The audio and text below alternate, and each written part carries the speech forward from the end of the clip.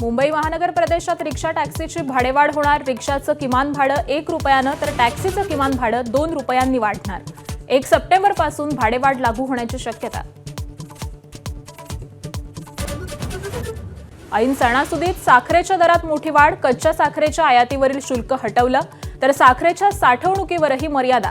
काही जिल्ह्यात साखर 80 रुपयांवर। मुंबईतल्या कुर्ल्यामध्ये क्रेनचा मोठा अपघात। क्रेनद्वारे जेसीबी मशीन उचलताना जेसीबी कोसळलं। 8 ते 10 जण जखमी झाल्याची माहिती।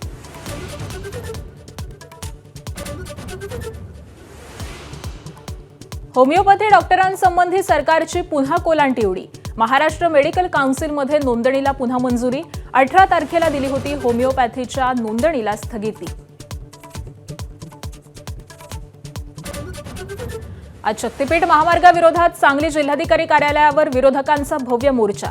जयंत पाटील, सतेज पाटील, राजू शेट्टी, विशाल पाटील मोर्चात सहभागी होणार। मोठ्या संख्येने शेतकरी येणार।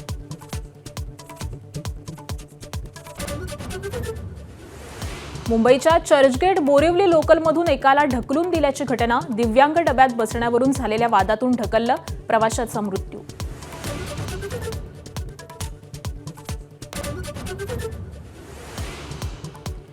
व्यावहारिक मराठी येत नसलेल्या 1268 रिक्षा टॅक्सी चालकांवर कारवाई। मराठी न शिकल्यास बॅज 3 महिन्यांसाठी निलंबित होणार।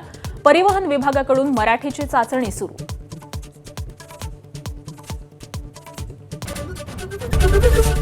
एबीपी माझा, उघडा डोळे बघा नीट।